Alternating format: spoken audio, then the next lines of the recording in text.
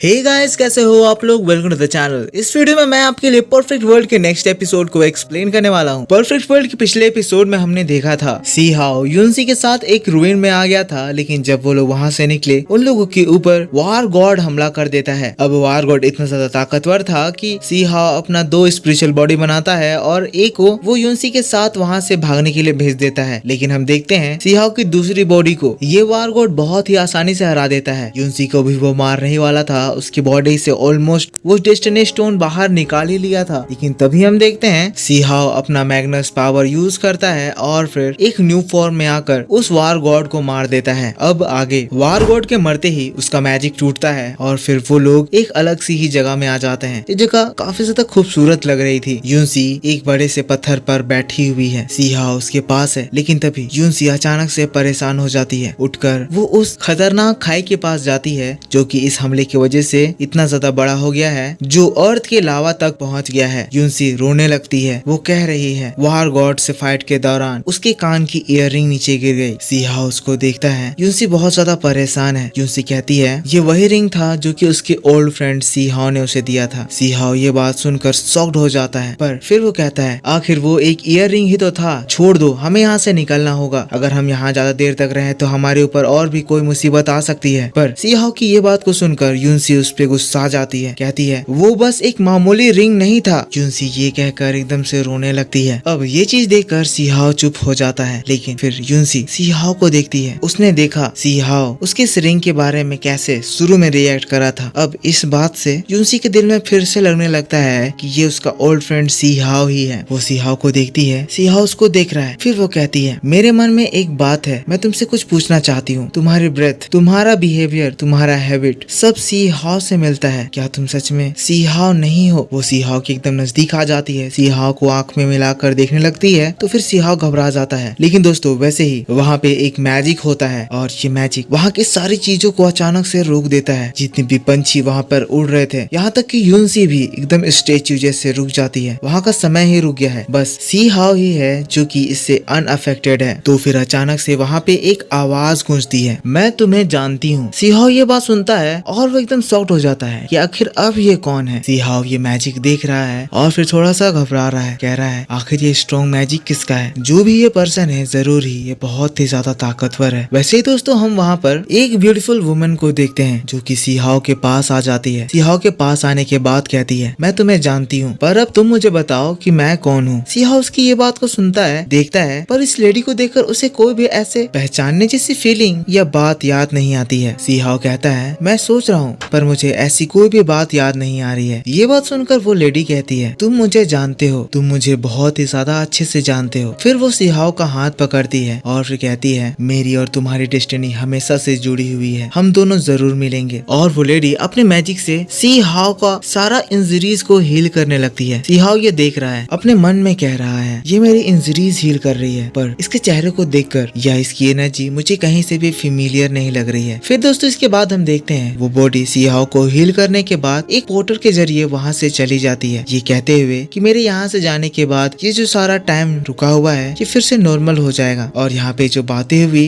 ये किसी को भी पता नहीं चलेगी। वो ये कहकर वहाँ से जाती है, पर वो अपने मन में सी हाउ को एक नाम से पुकारती है, हम लोग बहुत जल्द मिलेंगे, एम्परर हुटियान। सो मैं आपको थोड़ा सा एक और चीज बताना चाहूंगा, ये हुटियान वही नाम है जिसके पीछे इस अपर वर्ल्ड के सारे लोग पड़े हुए हैं। वैसे जो टेस्ट हो रहा था ये उसी सुप्रीम बीइंग हुटियान के ट्रेजर को और फिर उनकी ताकत को पाने के लिए ही हो रहा था। अब ये लेडी अभी ऐसा क्यों कह रही है ये तो हमें आगे जाकर पता चलेगा। पर दोस्तों यहाँ से सीन शिफ्ट होता है। अगले सीन में हम देखते हैं सी हाउ युनसी के पास जाता है, युनसी के बहुत करीब आ गया है और फिर अपने मैजिक से वो युनसी के इंजरीज को ठीक करता है। वो उसको देख रहा है, अपने मन में कह रहा है युनसी मैं तुम्हें अभी अपने बारे में नहीं बता सकता हूँ, मेरे पास अभी बहुत सारे प्रॉब्लम्स है, अगर तुम मेरी आइडेंटिटी ना ही जानो तो ही तुम्हारे लिए ठीक रहेगा, वरना तुम भी मेरे साथ प्रॉब्लम में फंस जाओगी। जिसके बाद वो मैजिक खत्म होता है और युनसी नॉर्मल हो जाती है। अब अपने सामने वो सी हाउ को देखती है तो वो ऑकवर्डली पीछे होती है। सी हाउ भी पीछे हो जाता है, क्लैरिफाई करता है कि वो कुछ उल्टा नहीं कर रहा था, वो बस उसकी इंजरीज को हील कर रहा था। पर बीच के इस इंसिडेंट की वजह से युनसी जो अभी सी हाउ से वो इम्पोर्टेंट क्वेश्चन कर रही थी वो एटलीस्ट टॉपिक चेंज हो जाता है और सी हाउ भी कहता है हम लोगों को यहाँ से जल्दी निकलना होगा, रात होने वाली है, हमें कहीं पे कैंप सेट करना चाहिए। मैं सोच रहा हूँ आज रात में खाने के लिए क्या बनाया जाए। सी हाउ वहाँ से से चला जाता है। पर यूनसी के मन में अभी भी वो बात घूम रही है और अभी यहाँ जो इंसिडेंट हुआ यूनसी को ये फील हो रहा है कि जरूर उसने कुछ न कुछ मिस करा है। अब यूनसी ये सब कुछ कह रही है तो सी हाओ उसको छुप कर सुन रहा है। ऊपर से यूनसी अपने उस इयररिंग को लेकर सैड भी है। जिसके बाद हम देखते हैं दोस्तों सी हाओ वहाँ से उस खाई के पास जाता है और फिर अपना वो आई ट्रेजर बाहर निकालता है। आई ट्रेजर बाहर निकाल कर वो उस खाई का इंस्पेक्शन करने लगता है। थोड़ी ही देर बाद उसे यूनसी की उस रिंग का पता चल जाता है। सी हाओ उसको हासिल कर लेता है। सीन यहाँ से शिफ्ट हो जाता है। वो लोग उस केव से निकल गए हैं। वो लोग एक बहुत ही ब्यूटीफुल जगह पे हैं। तभी सी हाओ के पीछे से यूनसी का आवाज आती है, यूनसी तुम्हारा कोई चीज मेरे पास है। सी हाओ यूनसी की ओर वो ईयर रिंग फेंकता है। यूनसी जैसे ही वो ईयर रिंग को देखती है देखकर एकदम शॉक्ड हो जाती है। उसमें सी हाओ की एनर्जी थी। कहती है ये ब्रेथ तो बिल्कुल उसी की तरह है। अब वो सी हाओ को ऐसे घूर कर देखने लगती है तो फिर सी हाओ घबरा जाता है। अपने मन में सोचने लगता है क्या उसे पता तो नहीं चल गया। सी हाओ तब उसके पास चला जाता है, उसका मन घुमाता है। कहता है तुम इतने सैड लग रही हो, क्या तुम्हें अपनी खोई चीज पाकर खुशी नहीं हुई। फिर सीन शिफ्ट हो जाता है। अगला सीन हम देखते हैं रात हो गई है। सी हाओ यहाँ पर आग जलाकर बैठा हुआ है। यूनसी को ही देख रहा है, सोच रहा है कहीं उसे मेरे बारे में पता तो नहीं चल गया। अगला सीन होता है सुबह हो जाती है। वो लोग वहाँ से निकल गए हैं और फिर फाइनली वो लोग उस जगह पर पहुंच जाते हैं जहाँ से ये टियानजाओ एम्पायर दिखने लगता है। यूनसी बहुत ही ज्यादा खुश हो जाती है, दौड़कर भागती है, सी हाओ को बताती है उस माउंटेन के आगे मेरा टियानजाओ एम्पायर है। सी हाओ देखता है, कहता है तो फाइनली हम लोग यहाँ तक सेफली पहुंच ही गए। अब तुम यहाँ पे सेफली पहुंच गई हो तो मेरा काम खत्म होता है। यहाँ से हम लोगों के रास्ते अलग होंगे। तुम्हारे साथ ये जर्नी मुझे बहुत ज्यादा पसंद आई और हमारे बीच की बॉन्डिंग भी काफी ज्यादा बढ़िया रही। पर अब समय आ गया है कि हम लोग अलग हों। अब तुम अपने तियानजाओ एम्पायर जाओ, वहाँ पर तुम ज्यादा खुश रहोगी। पर दोस्तों हम देखते हैं यूनसी इस बात से थोड़ी उदास लगने लगती है और फिर वो अपने उस पास्ट डे के बारे में सोचने लगती है। हमें तियानजाओ एम्पायर का वो सीन दिखाया जाता है जब यूनसी के ऊपर उसका वो डेस्टिनी स्टोन डाला जा रहा था। यूनसी भी तियानजाओ एम्पायर में उतना खुश नहीं थी। वो कहने लगती है क्या मुझे सच में तियानजाओ एम्पायर में खुशी मिलेगी, क्या मेरी मंजिल वही है या फिर मुझे ऐसी जिंदगी चाहिए। पर दोस्तों फाइनली अब समय आ गया है कि ये लोग अलग हों। इसीलिए यूनसी अब लास्टली सी हाओ से अपनी सारी मन की बात कह देना चाहती है। सी हाओ जो वहाँ से गुड बाय कहकर जा रहा था, यूनसी उसको रोकती है। कहती है मुझे तुमसे कुछ कहना है। और फिर वो दोबारा से कहने लगती है मोसी मेरे मन में ये बात थी, तो मुझे सब कुछ सच सच बताना। मेरा ओल्ड फ्रेंड सी हाओ, तुम्हारी एनर्जी, तुम्हारी हैबिट्स और तुम्हारा अपीयरेंस सब कुछ मेरे उस पुराने दोस्त से मिलता है। क्या तुम सच में सी हाओ नहीं हो। सी हाओ यूनसी को देखता है। यूनसी उसको बहुत ज्यादा दिल से जानना चाहती थी। वो जान रही थी कि यही सी हाओ है और अगर ये बात यूनसी के दिमाग में अटक गई तो यूनसी कभी भी खुश नहीं रह पाएगी। वेल यूनसी इस अपर वर्ल्ड में, इस तियानजाओ एम्पायर में इसीलिए खुश थी क्योंकि वो लेडी जो हमें शुरू में दिखाया गया था जो कि सी हाओ के ग्रैंडफादर के ऊपर हमला करी थी, वो लेडी इसी की ग्रैंडमदर थी जो कि यूनसी को बताई थी कि सी हाओ मारा गया है और वो इसके बारे में सोचना बंद करे। वेल इसीलिए सी हाओ डिसाइड करता है कि वो यूनसी के सारे कंफ्यूजन को क्लियर करेगा। इसीलिए वो यूनसी से एक बैड रिलेशन बनाना चाहता है ताकि वो ये भूल जाए कि मोसी